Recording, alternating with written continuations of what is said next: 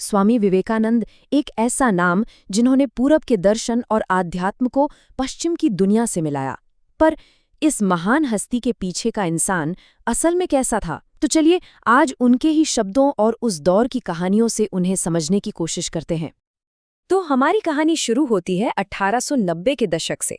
सोचिए, एक भारतीय सन्यासी अमेरिका पहुंचता है और अपने ज्ञान और व्यक्तित्व से वहां हलचल मचा देता है। उस वक्त का अमेरिकी प्रेस उन्हें कुछ इस तरह देख रहा था, एक रहस्यमयी सांवला दार्शनिक। साथ ही उन्हें एक ऐसा आकर्षक व्यक्ति बताया गया जिनका इंटरव्यू लेना बड़ा दिलचस्प था। और उनकी हाजिर जवाबी तो देखिए, जब उनसे भारत की जाति व्यवस्था पर सवाल किया गया तो उन्होंने बड़ी ही चतुराई से बात को घुमाकर अमेरिका के अपने सामाजिक वर्ग यानी द 400 पर सवाल खड़ा कर दिया। मतलब उन्होंने ये दिखाया कि सामाजिक बंटवारा तो हर जगह है, बस नाम अलग अलग हैं। तो ये तो हुई उनकी पब्लिक इमेज की बात, लेकिन इस मंच के पीछे एक और विवेकानंद थे जो शोहरत के दबाव से जूझ रहे थे। जानते हैं, उनके निजी खत एक बिल्कुल ही अलग कहानी सुनाते हैं। मंच पर जो इंसान आत्मविश्वास से भरा दिखता था, उसके पीछे गहरी थकान भी छिपी थी। अपने खतों में वो अक्सर लिखते थे कि ये पब्लिक लाइफ का बोझ उन्हें कितना थका देता है। ये उनके बाहरी व्यक्तित्व से कितना अलग था, है ना? लेकिन हाँ, उनके खतों में एक मजेदार चिलबुलापन भी झलकता है। देखिए कैसे वो खुद का ही मजाक उड़ा रहे हैं। ये छोटी छोटी बातें ही तो हमें उनकी इंसानियत की याद दिलाती हैं। अपने करीबी दोस्तों के साथ वो एकदम खुलकर पूरी ईमानदारी से अपने विचार रखते थे।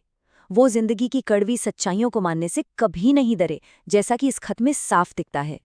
और जरा ये लिस्ट देखिए, ये हमें याद दिलाती है कि एक महान आध्यात्मिक गुरु होने के बाद भी विवेकानंद को ट्रेन की किराए, टैक्सी और यहाँ तक कि तंबाकू जैसी रोजमर्रा की चीजों का हिसाब रखना पड़ता था।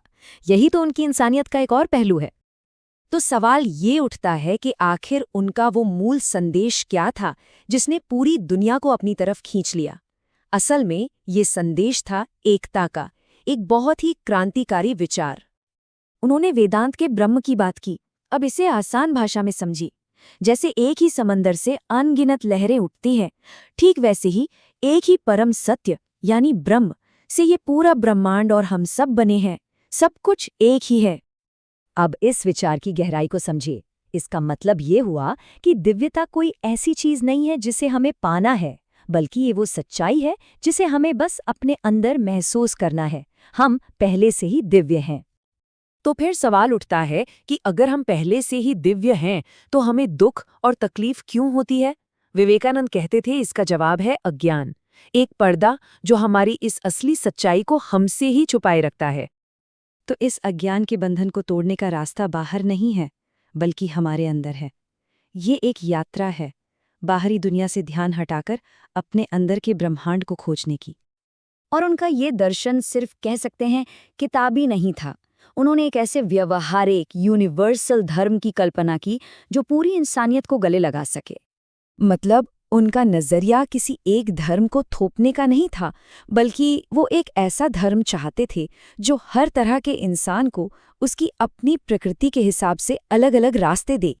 तो उन्होंने 4 मुख्य रास्ते बताए, चाहे कोई निस्वार्थ कर्म से जुड़े यानी कर्म योग से, या फिर भक्ति और प्रेम से जिसे भक्ति योग कहते हैं, या ध्यान से जिसे राजयोग कहते हैं, या फिर ज्ञान और तर्क से यानी ज्ञान योग।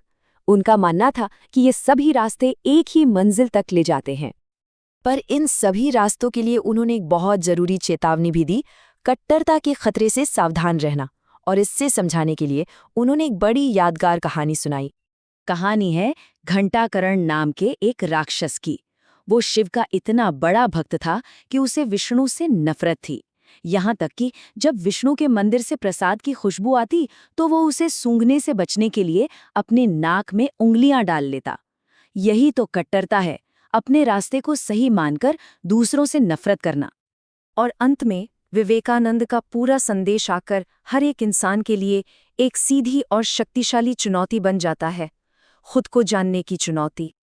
उन्होंने बिल्कुल साफ साफ कहा कि आध्यात्मिक आज़ादी की जिम्मेदारी हर इंसान की अपनी है।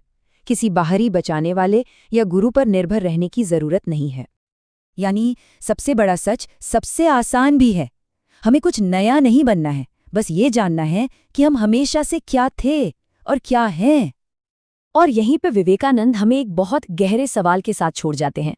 अगर हर आत्मा में पहले से ही दिव्यता मौजूद है, तो क्या इस सच्चाई को जान लेने के बाद हमारा खुद को और एक दूसरे को देखने का नजरिया बदलने जाना चाहिए?